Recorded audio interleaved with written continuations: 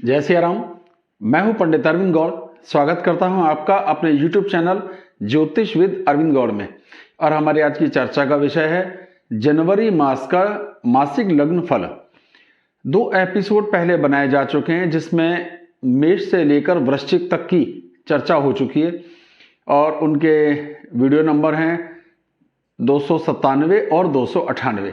उनका लिंक भी मैं डिस्क्रिप्शन में दे दूंगा जिससे कि अगर आप उसे देखना चाहें तो आपको सुविधा हो जाए।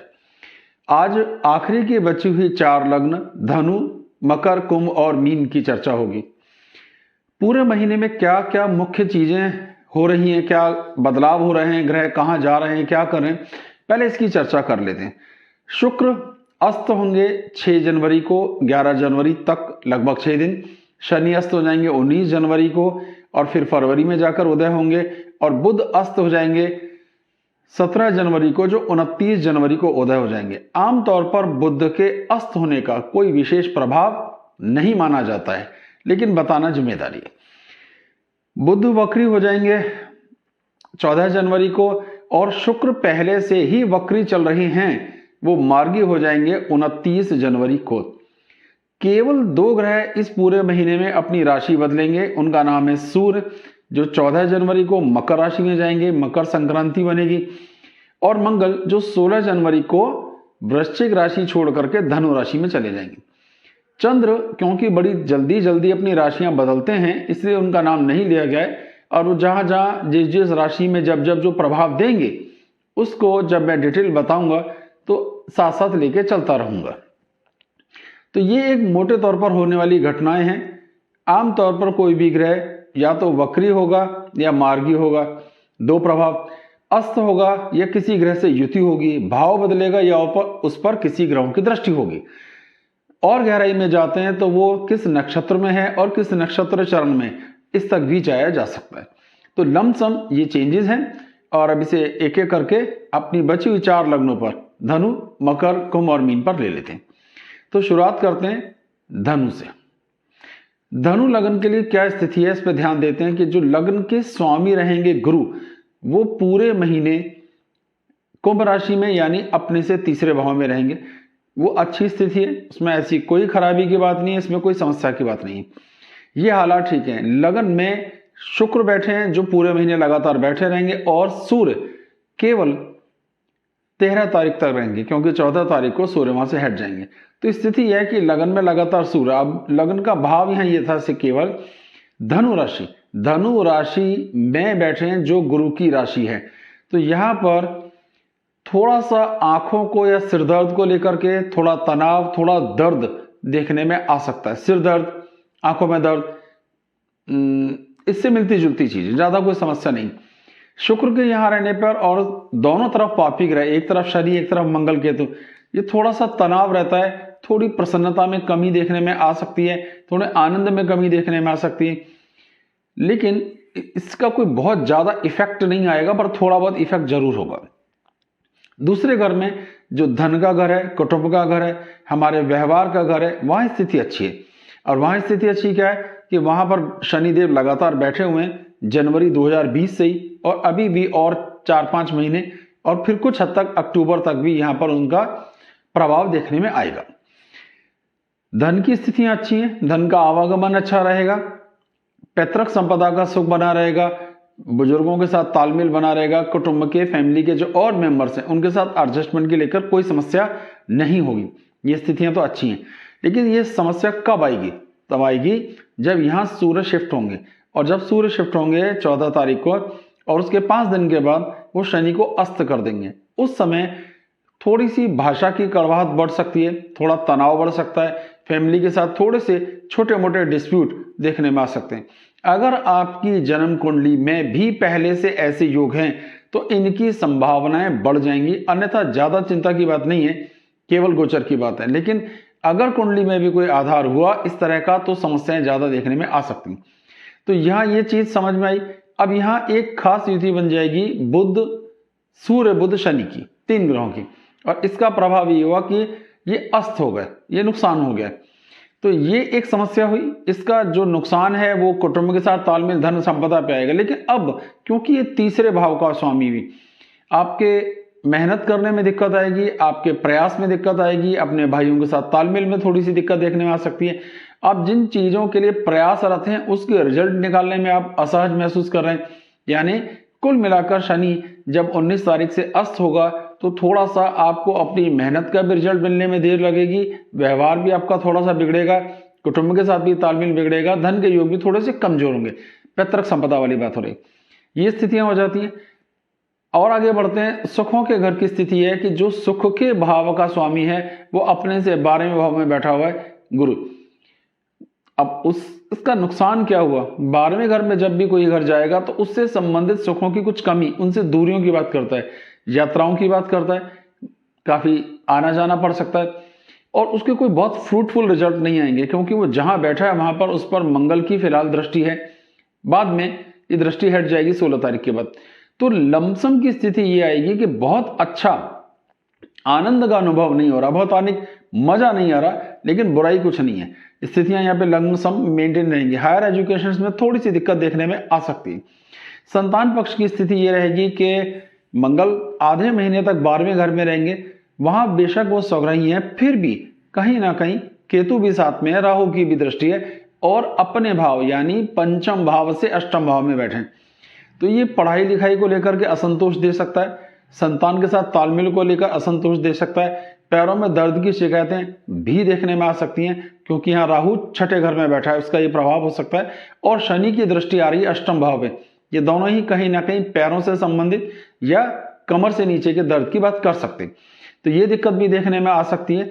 अलावा इसकी एक और बात आएगी, जब ये शिफ्ट होकर के 16 तारीख को लगन में आ जाएगा तो स्थितियां बहुत अच्छी होंगी, सही मौके पर सही फैसले लेने की सामर्थ्य डेवलप होगी, पढ़ाई लिखाई पर स्थितियां ठीक होंगी, संतान के साथ तालमेल की स्थितियां ठीक होंगी, यह व्यवहार ठीक बनेगा। जो विवाह के इच्छुक हैं उनके लिए इस समय विवाह का योग भी बनेगा, जो काफी समय तक रहेगा, अप्रैल तक तो लगातार ही रहेगा, उसके बाद भी थोड़ा बहुत इफेक्ट रहेगा।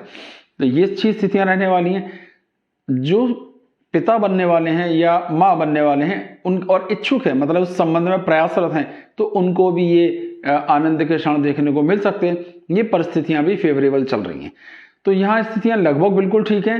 पढ़ाई लिखाई को लेकर जो थोड़ी सी समस्या है वो आधे महीने तक है, आधे महीने के बाद स्थितियां वो भी ठीक होने वाली। छठे भाव में राहु का होना कुछ हद तक राहु की सामर्थ्य को बढ़ाता है।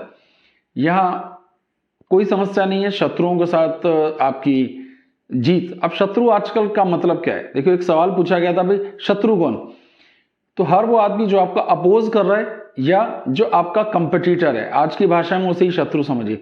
तो आप कंपटीशंस क्वालिफाई करते हैं, आप अपनी कुछ झगड़े झंझट जो भी थे उनको सॉल्व कर लेते हैं, तो आप शत्रुओं पर विजय प्राप्त कर गए।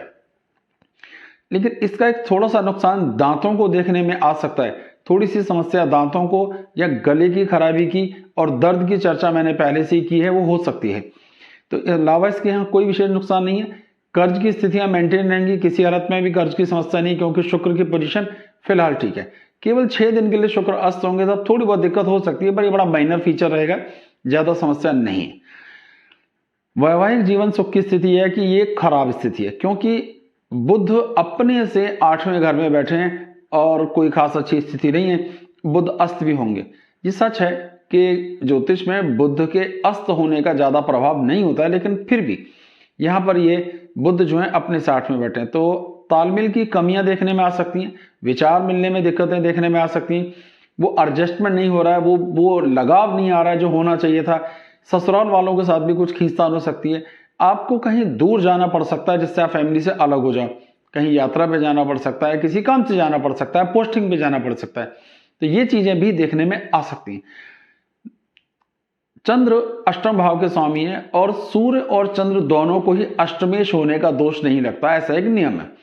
इसलिए चंद्र कहीं भी बैठेंगे तो उन पर अष्टमेश का दोष नहीं आएगा। लेकिन खास तौर पर जब वो वृश्चिक राशि में होंगे, जो 1 तारीख को रहेंगे और आखिर में आई थिंक 28-29 तारीख को भी होगी ये स्थिति, तो थोड़ी बहुत दिक्कतें देखने में आ सकती हैं। अन्यथा ये स्थिति धन संग्रह के हिसाब से, व्यापार के हिसाब से, भागदौड़ के हिसाब से इसमें कोई खास समस्या नहीं आएगी। धन की स्थितियां यहाँ पे मेंटेन रहेंगी, मन की स्थितियां मेंटेन रहेंगी, मन को ज्यादा समस्या नहीं। भाग्य की बात करते हैं। भाग्य, अब जो ये भाग्य है वो बैठता है पहले 13 दिन तक तो लगन में, यहाँ स्थिति बहुत अच्छी है, यहाँ कोई समस्या नहीं। भाग्य की स्थिति अच्छी रहेगी, पिता के साथ तालमेल अच्छा रहेगा, व्यवहार कुशलता बनी रहेगी। समस्या तब आएगी जब यहाँ से सूर्य शिफ्ट करके मकर राशि में चले जाएंगे 14 तारीख को। तो अब अपने से छठे भाव में चले गए, छठा भाव शत्रुवत व्यवहार करने वाला हो गया। तो कहीं ना कहीं तालमेल की कुछ कमियां देखने में आएगी, भाषा की कुछ कड़वाहट देखने में आएगी, ईश्वर के प्रति मोह थोड़ा सा घटेगा। इसका भाव है पूजा पाठ में मन नहीं लगना, कंसंट्रेशन का डाइवर्ट होना, ऐसा देखने में आ सकता है। तो ये एक लमसम स्थिति आई। पांचवा भाव हमारे पंचम भाव से पंचम भाव भी है, तो उसका खराब होना भी कुछ हद तक पढ़ाई को लेकर के, आपके एजुकेशन को लेकर के भी तनाव दे सकता है। बच्चों के साथ भी एडजस्टमेंट की प्रॉब्लम छोटी मोटी देखने में जरूर आ सकती है। दशम भाव की स्थिति यह रहेगी, दशम भाव का स्वामी अपने से पांचवें भाव में बैठा हुआ है और अपने मित्र के साथ बैठा है। जब भी कोई ग्रह वक्री हो और उसके साथ कोई ग्रह भी बैठता है तो वक्री ग्रह की सामर्थ्य के कारण वो भी बलवान हो जाता है। यहां शनि की स्थिति अच्छी है, शनि स्वग्रही होकर बैठे और बुध वक्री, तो शनि भी बलवान हो गया और बुध तो यहाँ पे सही स्थिति मेंटेन करता है। तो स्टेटस को लेकर, रुतबे को लेकर, पोजीशन को लेकर कोई समस्या देखने में नहीं आएगी। लमसम ठीक मेंटेन रहेगा, लेकिन कुछ नई चीजों की भागदौड़, प्रयास बराबर जारी रहेंगे, जिनके लिए आप कोशिश करोगे, रिजल्ट भी धीरे धीरे आएंगे। आमदनी की स्थितियां यह रहेंगी कि 6 दिन के लिए जब ये शुक्र अस्त हो गए तो थोड़ी सी आमदनी दिक्कत में आ सकती है, थोड़ा तनाव देखने में आ सकता है। जिन्हें शुगर है उन्हें थोड़ी सी शुगर की स्थितियां देखने में आ सकती हैं। वैवाहिक जीवन में भी माइनर खींचतान देखने में आ सकती है, लेकिन ज्यादा कोई खास समस्या नहीं रहेगी। जब शुक्र मंगल हो जाएंगे एक साथ, मंगल अपनी राशि 16 तारीख को बदल के यहाँ आ जाएंगे, ये कहीं ना कहीं एक चंचलताओं का, एक थोड़े से बिगाड़ का योग बन सकता है। अगर आपकी कुंडली में पहले से भी शुक्र मंगल का या शुक्र पर राहु की दृष्टि या शुक्र शनि की कोई स्थिति बनती होगी तो आपके लिए ये समय में थोड़े मन को काबू रखना जरूरी होगा, क्योंकि इससे भी तालमेल की दिक्कतें देखने में आएंगी, क्योंकि मन की चंचलता बढ़ेगी। खर्चे लगातार मेंटेन रहने वाले हैं, उसमें ज्यादा समस्या नहीं आएगी। लेकिन जब मंगल शिफ्ट करेंगे और वो जाएंगे लगन में, तो 16 तारीख के बाद, तो कहीं ना कहीं वो भी स्वास्थ्य को दिक्कत देंगे। कुछ छोटा मोटा ट्रीटमेंट के लिए भागदौड़ करनी पड़ सकती है। 12वें घर में राहु केतु की स्थिति होने पर आमतौर पर डॉक्टरी इलाज की स्थितियां बनती हैं। लमसम बिल्कुल ठीक है, कोई बहुत खराब स्थिति नहीं है, किसी विशेष उपाय की भी आवश्यकता नहीं है। फिर भी अगर ठीक समझें तो शुक्र के बीज मंत्रों का जाप किया जा सकता है, जिससे थोड़ी सी स्थितियां मेंटेन है, और सूर्य के भी बीज मंत्रों का जाप किया जा सकता है। मकर लगन की स्थिति है कि लग्नेश लगन में ही स्वग्रही हैं और काफी लंबे समय से यहां पर ही स्वग्रही चले आ रहे। ये स्थिति अच्छी है। लगन का स्वामी जब लगन में रहे तो ये एक विशेष बल देता है, विशेष ताकत देता है कुंडली को। लग्नेश का बलवान होना बहुत प्लस पॉइंट है। पर एक साधारण सा नियम ये भी है कि लगन अगर हद से ज्यादा अच्छी हो जाए तो उसका प्रभाव वैवाहिक जीवन पर आता है। एक तरह से बैलेंस बिगड़ जाता है, एडजस्टमेंट की कुछ कमियां देखने में आती हैं, तालमेल की छोटी मोटी दिक्कतें देखने में आ सकती हैं। तो इसको थोड़ा सा समझ के चलना है। यहाँ लगन की स्थिति उस वक्त थोड़ी सी और कमजोर हो जाएगी, स्वास्थ्य की स्थिति उस वक्त थोड़ी सी कमजोर हो जाएगी जब शनि अस्त हो जाएंगे 19 तारीख से, जब सूर्य यहाँ शिफ्ट हो जाएंगे और वो शनि को अस्त करेंगे। तो जब भी लग्नेश अस्त होता है तो इसे लग्न दोष कहते हैं। इस संबंध में मैं एक वीडियो पहले ही बना चुका हूं जिसमें लग्न दोष को डिटेल में समझाने का प्रयास किया है। उसका वीडियो नंबर है 36, उसका लिंक भी मैं डिस्क्रिप्शन में दे दूंगा, आप चाहें तो उसे भी देख सकते हैं।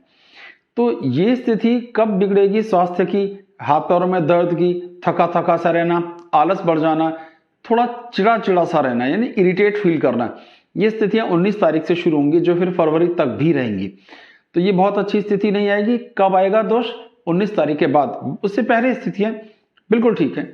सूर्य के लगन में रहने पर कहीं ना कहीं सिरदर्द की शिकायतें, चोट लगना भी देखने में आता है। मोटी चोट की बात हो रही है, ज्यादा बड़ी चोट आमतौर पर नहीं लगती लेकिन लग सकती। भाषा का संयम बराबर बना रहेगा, धन संग्रह की स्थितियां बराबर बनी रहेंगी, आर्थिक संपन्नता की स्थितियां ठीक बनी रहेंगी, कुटुंब के साथ तालमेल की स्थितियां ठीक बनी रहेंगी। शनि के अस्त होने के बाद भी ये स्थितियों में ज्यादा तकलीफ नहीं होगी, क्योंकि यहाँ पर बृहस्पति देव विराजमान है। ये हालात ठीक है। अब बात आती है तीसरे भाव की। तीसरे भाव की स्थिति यहाँ पे ये रहेगी कि वहां के स्वामी है 12वें घर में। मतलब एक तरीका तो इसका यह है कि इतनी ज्यादा मेहनत करनी पड़ सकती है कि उसका फिर रिजल्ट कम मिले तो उतना मजा ना आए। एक तरीका यह है कि आप मेहनत से बचने का प्रयास भी करोगे कि कम कोशिश करनी पड़े, यानी जहां प्रयास करना चाहिए वहां उतना प्रयास हो नहीं सका या नहीं कर पाए, और जहां बहुत अधिक प्रयास किया गया वहां बहुत अच्छे रिजल्ट्स नहीं आए। कुछ इस तरीके की परिस्थिति देखने में आ सकती है। तो कुछ बहुत बड़ी दिक्कत नहीं है। भाइयों के साथ तालमेल, एडजस्टमेंट की स्थितियां ठीक है। अपने साथियों के साथ, जो आपके साथ काम करते हैं, आपके साथ आपके सीनियर हैं या जूनियर हैं, वो स्थिति यहाँ पे मेरे हिसाब से ठीक बनी रहेंगी। ऐसी कोई बहुत फिक्र की बात नहीं है। सुखों के घर की स्थिति है, जो सुख भाव का स्वामी है मंगल, वो 11वें भाव में सौग्रही होकर के बैठा है। 16 तारीख तक ये स्थितियां अच्छी हैं, इसमें कोई समस्या नहीं है, लेकिन थोड़ी सी बिगड़ेंगी कब? जब ये यहाँ से शिफ्ट हो जाएगा, और जब ये शिफ्ट होगा तो कहा जाएगा 12वें घर में, तो तब ये दिक्कतें देखने में आएंगी। थोड़ा तनाव बढ़ेगा, थोड़ी सी खींचतान बढ़ेगी, थोड़ा सा ब्लड प्रेशर ऊपर नीचे देखने में आएगा, यानी ब्लड प्रेशर का फ्लक्चुएशन होगा। मैंने बढ़ा हुआ नहीं कहा है, कभी बढ़ा कभी घटा, ऐसा देखने में आ सकता है। थोड़ी यात्राएं करनी पड़ सकती हैं, उन यात्राओं में बहुत ज्यादा थकावट महसूस हो सकती है। ये एक तरीका ये है कि इस सब चीज, ये यात्राएं कब आएंगी? 16 जनवरी के बाद, जब ये अपनी राशि को बदल देंगे। तो ये एक लमसम स्थिति हो गई। संतान घर की स्थिति की बात करते हैं। जनरली एक नियम ये होता है, 5वें भाव में अगर पापी ग्रह रहेगा तो उस घर को कुछ हद तक खराब करता है। और 5वें भाव का स्वामी शुक्र इस वक्त लगातार 12वें घर में बैठेगा, तो संतान की तरफ से किसी न किसी तरह का तनाव, डाइजेशन की तरफ से किसी न किसी तरह की समस्या, सही मौके पर सही डिसीजन लेने में समस्या, प्लानिंग्स का डिस्टर्ब होना, आपने जो प्लान किया वैसे रिजल्ट ही नहीं आ रहे, कोशिश करने के बाद भी नहीं आ रहे, ये छोटे छोटे से तनाव देखने में आ सकते हैं। इसमें फाइनली कुछ बिगड़ेगा नहीं, क्योंकि लग्न में शनि मजबूत बैठे हैं, लेकिन फिर भी एक अनईजी स्थितियां आएंगी कि जितना प्रयास किया जा रहा है उतने रिजल्ट ही नहीं आ रहे। तो इसके लिए थोड़ा सा मन बना के चलना है, डाइजेशन पे ध्यान देना है, संतान के साथ तालमेल की स्थितियों को ठीक करना है, अपने मांसपेशियों से संबंधित अपनी एसिडिटी, थायराइड, इनको संभालने का प्रयास करना है। अगर हम इन्हें मेंटेन रखते हैं तो कोई समस्या नहीं होगी। शत्रु पक्ष की स्थिति है कि जो 6ठे भाव का स्वामी हो लगन में, ये भी कोई बहुत अच्छी स्थिति नहीं है। कहीं ना कहीं हेल्थ को लेकर के, थकावट को लेकर के समस्या देगा। शनि एक बुजुर्ग ग्रह, मांसपेशियों से संबंधित उसका एक खास कार्य क्षेत्र है, तो वो थका देता है। अब इसका अर्थ क्या निकला? बराबर देखो, तालमेल करके हम देखें, भागदौड़ भी ज्यादा हुई, रिजल्ट भी नहीं आए, तो थकावट ज्यादा महसूस हो सकती है। बहुत नुकसान कुछ नहीं, लेकिन ऐसा देखने में आना चाहिए। वैवाहिक जीवन की स्थितियां थोड़ी एवरेज रहेंगी, ना बहुत नुकसान ना बहुत ज्यादा, लेकिन थोड़े से मनमुटाव हल्के फुल्के देखने में आ सकते हैं। आमतौर पर लग्न जब ज्यादा बलवान होती है तो ऐसा देखने में आता है, लेकिन बहुत ज्यादा फिक्र की कोई बात नहीं है। जब मंगल अपनी राशि बदल लेंगे तो उनकी 8वीं दृष्टि भी, यानी 16 तारीख के बाद इस भाव पर पड़ेगी, अपनी नीच दृष्टि। तो वैवाहिक जीवन में इस तरह से भी तनाव देखने में आ सकता है कि आपके जीवन साथी का स्वास्थ्य कुछ प्रभावित हो और उनके लिए भी आपको भागदौड़ करनी पड़ जाए।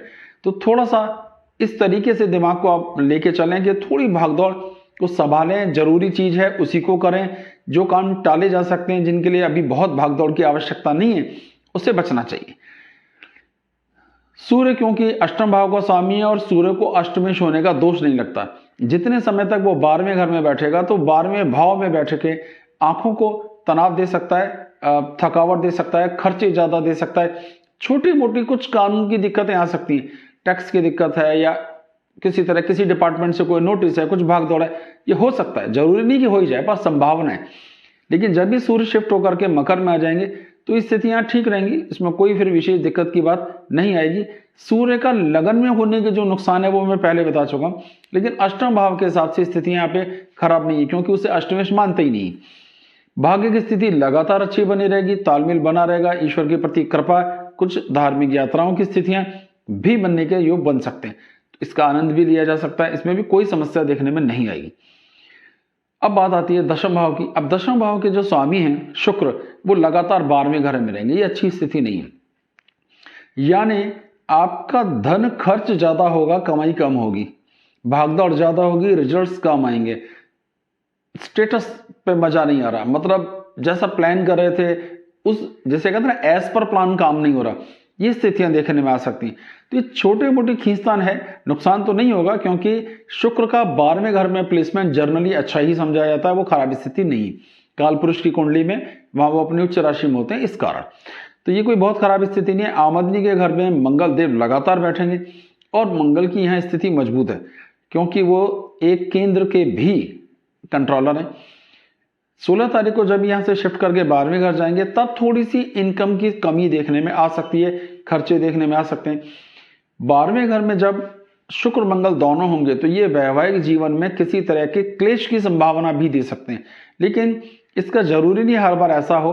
ये भी देखने में आता है कि अगर शुक्र बलवान है तो ये और अधिक आनंद की स्थिति देता है, यानी आप किसी विहार पे जाएं, कहीं यात्रा पे जाएं और काफी आनंद करें, यानी धन ज्यादा खर्च हो जाए, लेकिन जरूरी नहीं है वैवाहिक जीवन में डिस्टर्बेंसेस आए ही आए। इनके केस में ही संभावना डिस्टर्बेंसेस की थोड़ी कम है, लेकिन धन खर्च होने की ज्यादा दिखाई देती है। तो ये पूरी कुंडली का एक नियर अबाउट अंदाजा हो गया। हमें राहु के लिए यहाँ पे थोड़ा सा पूजा पाठ पे ध्यान देना चाहिए, क्योंकि वो ही आपके डिसीजन और आपकी प्लानिंग्स को प्रभावित कर रहा है। संतान के घर में बैठ करके भाग्य को भी देख रहा है, आमदनी को भी देख रहा है, लगन को भी प्रभावित कर रहा है। तो राहु देव के बीज मंत्रों का जाप कर लेना अच्छा होगा, उसका आपको लाभ होता हुआ दिखाई देगा। कुंभ लगन की बात करते हैं। कुंभ लगन की स्थिति है कि लगन के स्वामी लगातार 12वें घर में स्वग्रही होकर के बैठे हैं। ये कोई चिंता की ज्यादा बात नहीं है, लेकिन फिर भी कहीं ना कहीं ये होता है कि आपकी आमदनी कितनी भी अच्छी हो पर आपके खर्चे भी उतनी ज्यादा अच्छे होते रहते हैं। स्वास्थ्य को छोटी मोटी कोई ना कोई समस्या देखने में आ सकती है।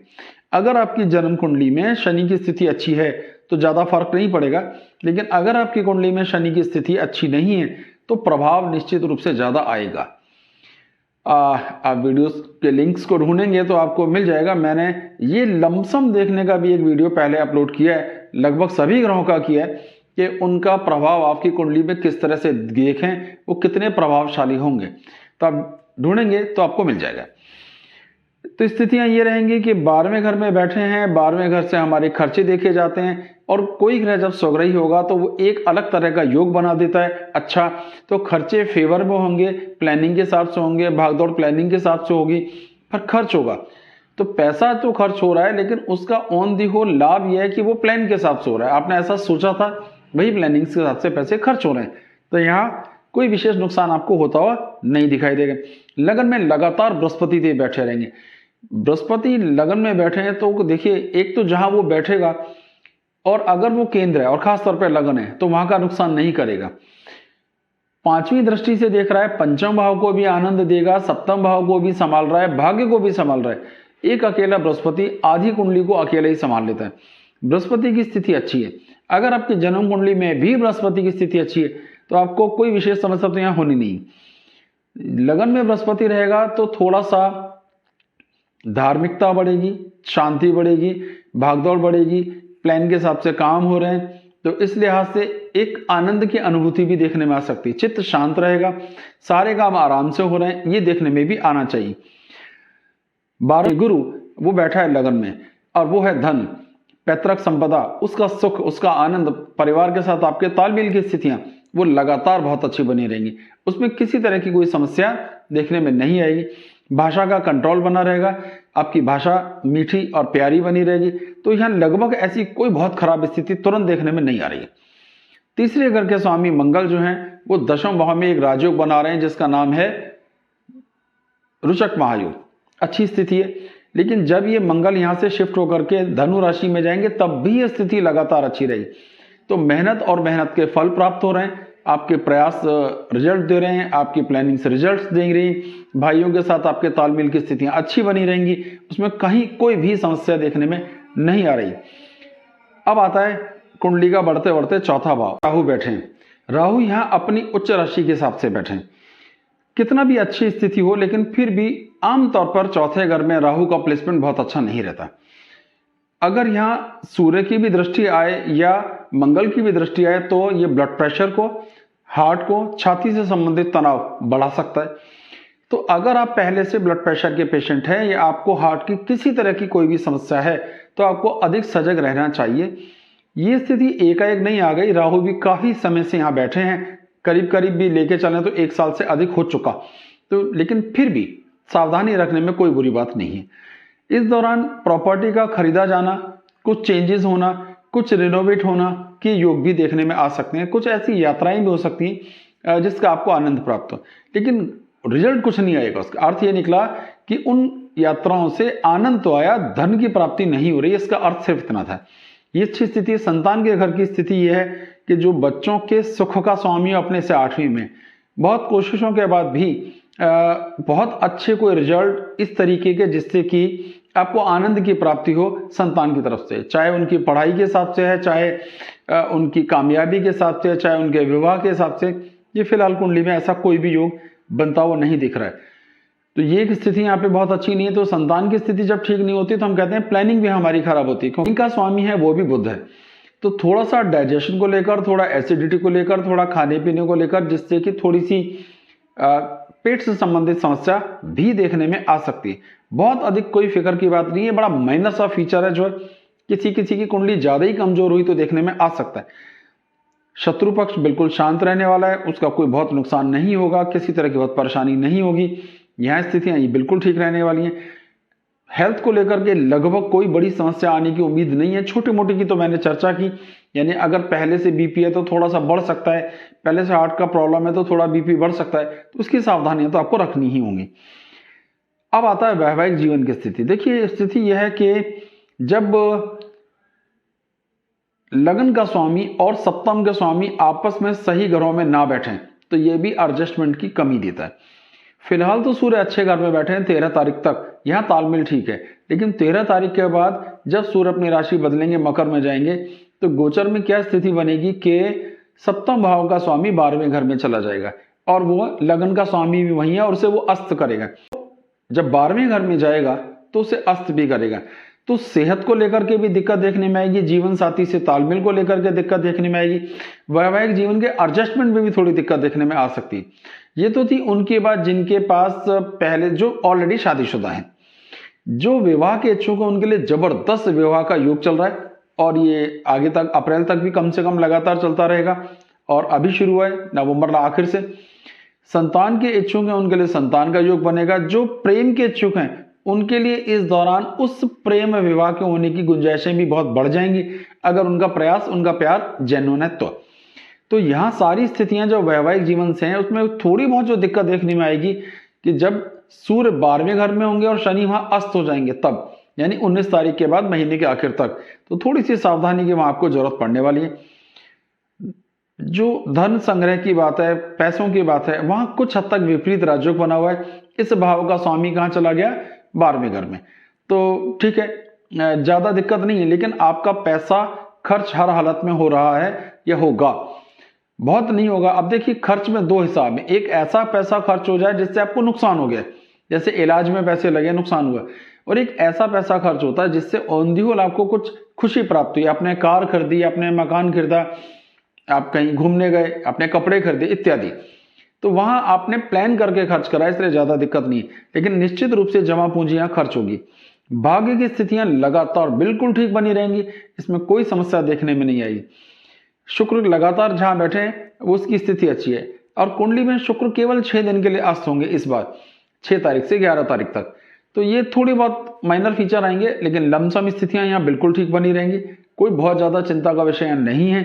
इस लिहाज से 5वां भाव से 5वां भाव है 9वां, इसलिए संतान को लेकर के भी जो 5वें घर से छोटी मोटी समस्याएं थी वो पंचम से पंचम के यानी 9वें भाव के स्वामी के कारण थोड़ी बैलेंस हो गई, तो बहुत अधिक फिक्र की स्थितियां नहीं। जीवन स्तर बहुत अच्छी स्थिति में, यहाँ कोई समस्या देखने में नहीं आ रही। जीवन स्तर मंगल का राजयोग बना हुआ है, आपका मान सम्मान रुतबा, आपकी पहुंच, आपकी पहचान सब अच्छी बनी हुई है। काम को लेकर के स्थितियां बराबर ठीक रह सकती हैं, थोड़ी भागदौड़ तो साधारण बात है, सबको करनी पड़ती है, लेकिन बहुत खराब स्थिति नहीं। मंगल जब अपनी राशि बदल लेंगे तब भी यहाँ पर कोई नुकसान होता हुआ या कोई परेशानी होती हुई नहीं दिखाई दे रही। 27 तारीख से लेकर महीने के आखिर तक, फिर फरवरी तक भी कालसर्प योग बनेगा, जिसमें आपको हेल्थ की दिक्कत ज्यादा देखने में आ सकती है। उस वक्त कालसर्प योग भी होगा और राहु चौथे में बैठा है, लगन का स्वामी अस्त होगा, 12वें घर में सूर्य होगा और राहु की सूर्य पर पूरी दृष्टि भी होगी, तो ये थोड़ा कॉम्बिनेशन गड़बड़ हो जाएगा, तो थोड़ी बहुत हेल्थ को लेकर के ज्यादा दिक्कतें उस समय में देखने में आ सकती हैं। तो कुछ कानूनी दिक्कत भी देखने में आ सकती है, उसके लिए भी आपको थोड़ी सी सावधानी की जरूरत पड़ेगी।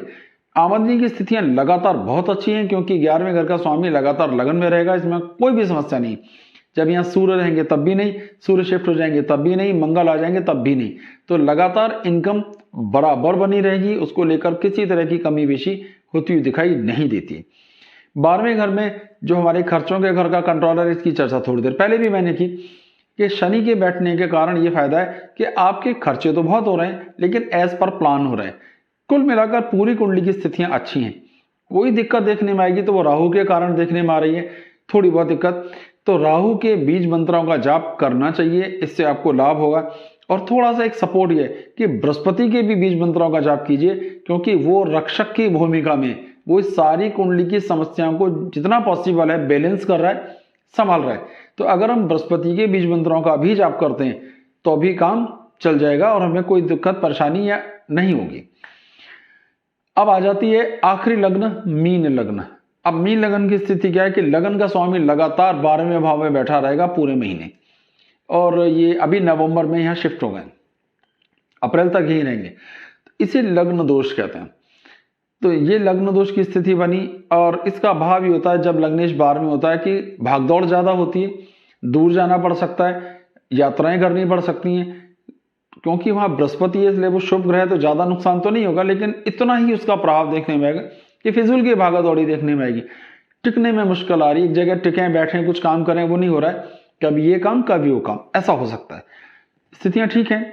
सेकंड भाव के जो स्वामी है वो भाग्य के भी स्वामी हैं, उनकी स्थिति है। अब रूल ये होता है कि जब कोई ग्रह भाग्य का भी स्वामी है या दूसरे भाव और भाग्य भाव के स्वामी में किसी तरह का कोई तालमेल हो जाए तो ये धन योग बड़ा जबरदस्त होता है। तो धन योग की स्थिति अच्छी है, कुटुंब से तालमेल की स्थिति बहुत अच्छी है, उसमें कोई समस्या नहीं होगी। मंगल जब अपनी राशि बदल लेंगे तब भी योग लगातार बना रहेगा।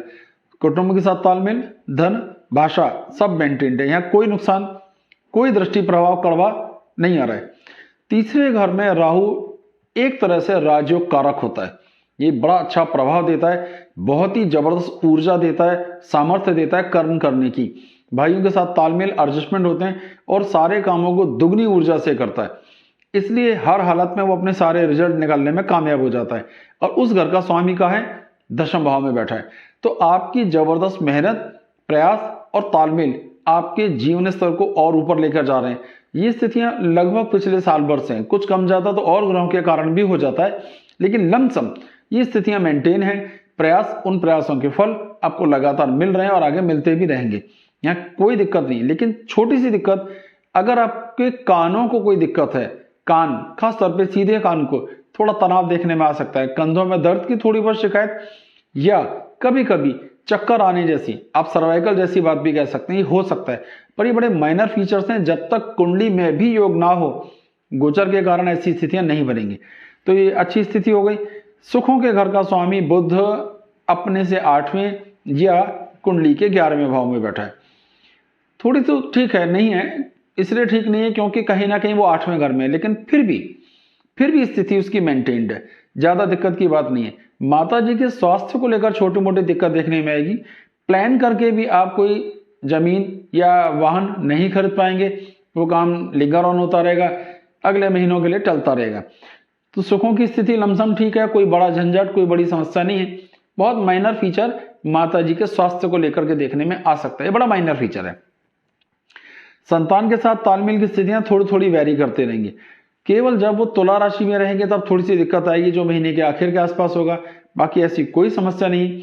तो सोच समझ प्लानिंग बिल्कुल ठीक, आपके डाइजेशन की स्थितियां यहाँ पे लगभग बिल्कुल ठीक, कोई बहुत अधिक तनाव होता हुआ यहाँ नहीं दिख रहा है।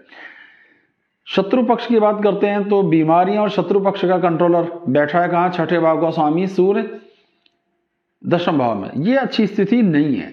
कब तक नहीं है? जब तक कि वो धनु राशि में, तो ये अच्छा योग नहीं है। कहीं ना कहीं कुछ लोग आपके पीछे हो सकते हैं, कुछ अदृश्य शत्रु जिसे कहते हैं कि सामने तो बड़े मीठे मीठे बनते हैं पर पीछे से थोड़ी बैकबाइटिंग कर रहे हैं, या वो आपके लिए कुछ ऑब्स्टेकल्स क्रिएट करेंगे, तो ये हो सकता है। तो ये माइनर फीचर्स हैं जिन्हें आप पहले से झेल रहे हैं और आगे भी संभाल लेंगे। थोड़ी सी दिक्कतें 2-4% और बढ़ेंगी जब ये मकर राशि में चले जाएंगे, क्योंकि तब ये, अब इसमें एक और चीज ध्यान दीजिए, 6ठे भाव से 6ठा भाव कौन सा होता है? 6ठे भाव से 6ठा भाव, अगर हम इसे गिन लेंगे तो ये समझ में आ जाएगा 11वां घर। तो 6ठे भाव का स्वामी अपने से 6ठे भाव में बैठा है, ये भी शत्रुओं की सिरदर्दी को थोड़ा सा दिखाता है, यानी थोड़ी इनकम प्रभावित हो सकती है 14 जनवरी से, क्योंकि कुछ एक्स्ट्रा भागदौड़, कुछ एक्स्ट्रा सिरदर्दी आपके गले पड़ जाएंगी। इस लिहाज में ये चर्चा यहाँ पे की जा रही है। वैवाहिक जीवन का एडजस्टमेंट बिल्कुल ठीक सा बना रहेगा, उसमें कोई ज़्यादा परेशानी होने का योग नहीं है। छोटी मोटी बातें तो लाइफ में होती रहती हैं, लेकिन यहाँ स्थितियाँ ठीक हैं। विवाह के योग, जो विवाह के इच्छुक हैं उनके रिश्ते तो पक्के हो सकते हैं अभी मीन लगन वालों के लिए, पर ये शादी अप्रैल के बाद ही कहीं जाके होती हुई दिखाई देगी। तो लेकिन रिश्ते पक्के हो सकते हैं, बातचीत आगे बढ़ सकती है और उनके फ्रूटफुल रिजल्ट आने की भी पूरी पूरी उम्मीदें दिखाई देंगी।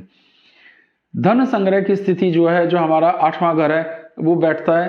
अब अष्टम भाव के स्वामी का 10वें भाव में जाना शुभ नहीं है।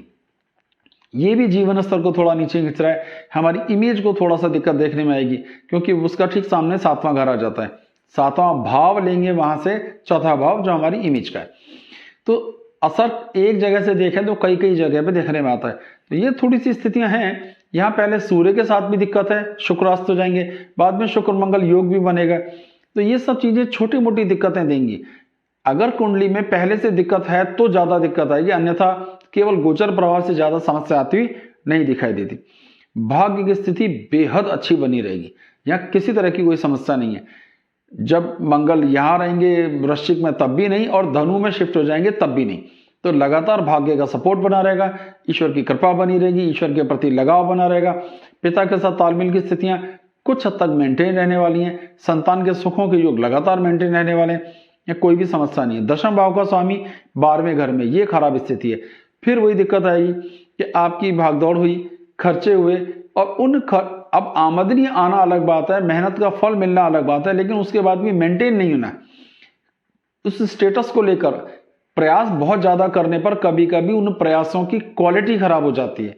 अगर आप 4 घंटे में 8 घंटे का काम करोगे तो आपकी क्वालिटी कहीं ना कहीं कॉम्प्रोमाइज हो रही है। तो थोड़ा सा ही ध्यान रखना है कि ऐसा ही मेहनत का क्या लाभ, जिससे लास्ट में आपको उपलब्धि उतनी ना आए। तो थोड़ा मेंटेन करें। आमदनी अपनी जगह लग चाहिए, लेकिन इमेज को लेकर के, आपके रुतबे को लेकर के दिक्कत माइनर देखने में आ सकती है। आमदनी का घर की बात करें, लगातार बहुत अच्छा है, शनि अच्छे। थोड़ी सी दिक्कत आएगी तब जब शनि अस्त हो जाएंगे 19 तारीख से। जब शनि ही अस्त हो जाएंगे तो दिक्कत आएगी। तो सूर्य बुध शनि का यहाँ पे योग बनेगा।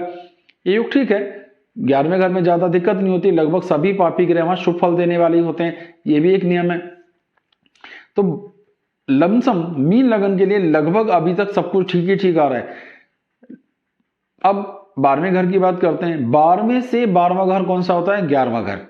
भाव से भाव को देखें तो, और वहां शनि सग रही है, तो वो हमारे इनकम को भी मेंटेन कर रहा है और खर्चों को भी, यानी हमारे आमदनी भी बराबर होती रहेगी, खर्चे भी बराबर होते रहेंगे। आमदनी और खर्चों के बीच में एक तालमेल, एक सामंजस्यता बनी रहेगी। तो कोई नुकसान, कोई तनाव होता हुआ नहीं दिख रहा है। पूरी की पूरी कुंडली में जो पूरे महीने के हिसाब से देखते हैं तो 19-20 की कुछ दिक्कत आ जाए तो आ जाए, लेकिन बहुत कोई दिक्कत आने की उम्मीदें नहीं है। तो मीन लगन के लिए ये सारी परिस्थितियां अच्छी हैं, सुकून भरी हैं। फिर भी गुरुदेव के बीज मंत्रों का, गुरु ग्रह के बीज मंत्रों का जाप करें, क्योंकि वो 12वें घर में बैठा है और लगन दोष बना रहा है। तो थोड़ा इसके लिए उसको थोड़ा सपोर्ट देना जरूरी है। बाकी किसी विशेष उपाय या किसी तरह की फिक्र की जरूरत आपको नहीं पड़ेगी। अगर आप अपनी जन्म कुंडली दिखाना चाहते हैं तो दिखा सकते हैं। मेरा व्हाट्सएप नंबर स्क्रीन पे दिया जा रहा है। आप एक निश्चित शुल्क है जो आपसे लिया जाएगा, और आप जो भी जानना चाहेंगे उसका समुचित उत्तर देने का प्रयास किया जाएगा। हमारे चैनल को सब्सक्राइब कीजिए, वीडियोस को लाइक कीजिए और आगे शेयर भी कीजिए।